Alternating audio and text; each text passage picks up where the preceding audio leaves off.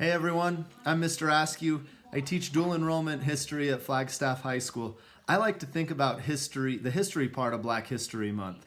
We know that history isn't like English, not like an art or fiction up to interpretation. It's not like science. We can't replicate an event like you can replicate scientific studies. However, we know certain events occurred on certain dates, and we sometimes know who was involved. For history to be useful to us, though, we need to understand how the interpretation of the past has been told to us. This understanding then helps us begin to break down and correct current inequities in our society, living up to our ideals of democracy, justice, and equality. One such person helping to explain our complicated past is someone named Nikole Hannah-Jones. She's an American journalist who works for the New York Times. Nikole Hannah-Jones helped create the 1619 Project, which argues that slavery was central to the founding of the United States. The 1619 Project looks at aspects of modern American life and then traces those issues back to the legacy of slavery. Some historians see this as controversial because to some it seems to diminish the legacy of the founding fathers.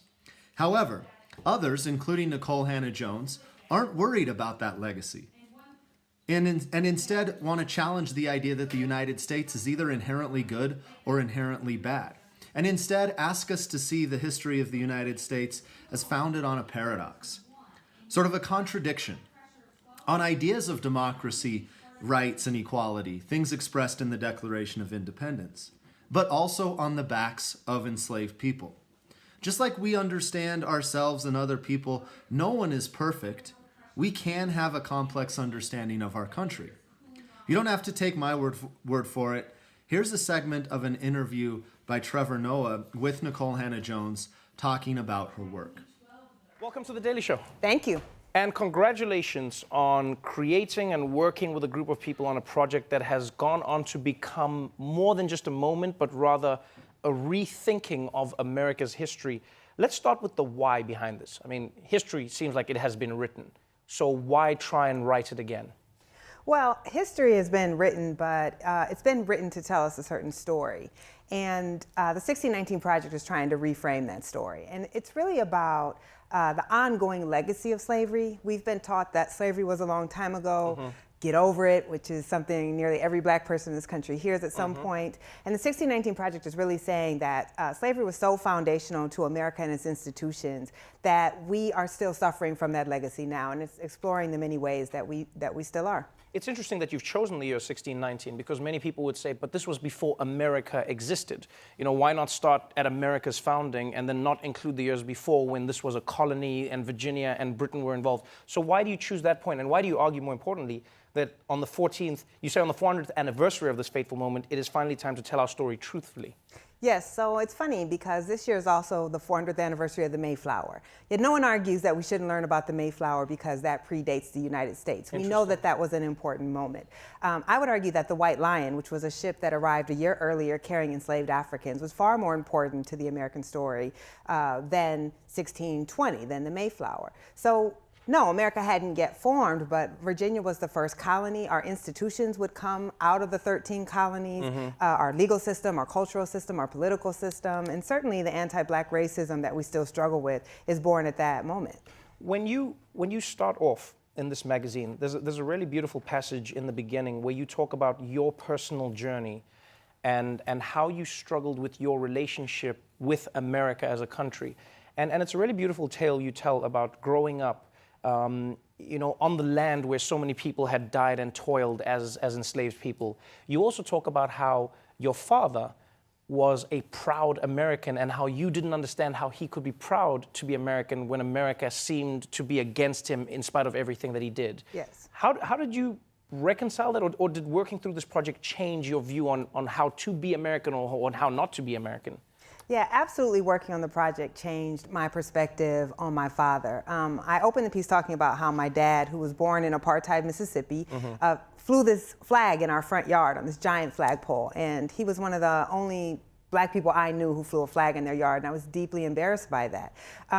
But as I started researching for this project, and my essay is really about how Black Americans have had this pivotal role of actually turning the United States into a democracy, I got that he understood something that I didn't, that no one has a right to take away our citizenship and our rights to think of ourselves as American, because so much of what Black people have done is what has built this very country that we get to live in today. And what do you mean specifically when you say that? Because that was an idea that I don't think I had fully thought about before I read this magazine, was the concept that America's foundation was a lie, in that it was a group of promises that weren't fulfilled, you know, to both people of color and to women in many respects. And what you argue in this magazine is that Black people basically had the job of making it a truth. What did you mean by that? Absolutely. So when Thomas Jefferson writes those famous English words, we hold these truths to be self-evident, that all men are created equal.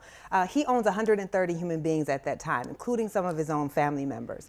And he understands that 1/5 of the population will enjoy none of those rights and liberties. So we are founded on a hypocrisy, on a paradox. But Black people read those words and said, oh, we're going to believe that these words are true and apply to us, and fight. Again and again, we see them fighting at the Revolution. The first person to die for this country was a Black man named Crispus Attucks, who wasn't free. We see that happening with the abolitionist movement, largely led by Black Americans. We see that happening at the Civil War with the Reconstruction Amendments. And of course, the Civil Rights Movement, which brings the franchise to large segments of America for the first time. Right. So we said we were founded as a democratic republic, but most Americans could not vote at the time of the Constitution.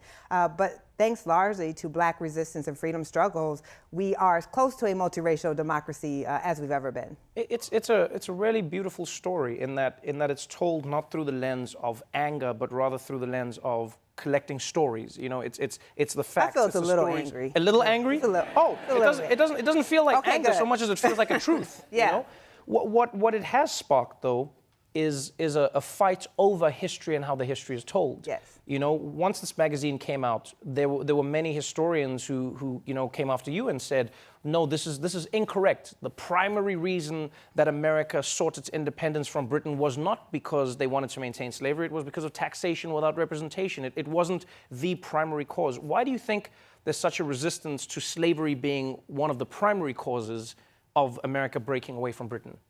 Because we need to believe as a country that our founding was pure. That yes, you know, we had some troubles, including holding 500,000 people in bondage, but that largely we were a nation founded to be exceptional in these majestic ideas, and that our founders, though complicated men, were men who were righteous.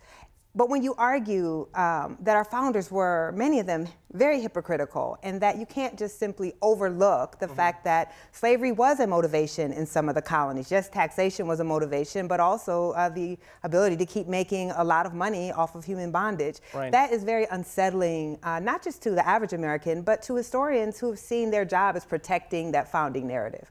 The difference is, you know, when you're Black in this country, you don't have the luxury of pretending that history didn't exist. And what that history has done is really marginalized our story when really the story of Black people and slavery is central to the United States. It's cool to think about how this challenge to the traditional historic narrative helps us empathize with people that still suffer from the effects of colonialism and slavery.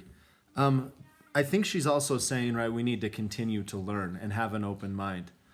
So I thank you for listening, and let's think about Black history outside of just 1 month. Thanks.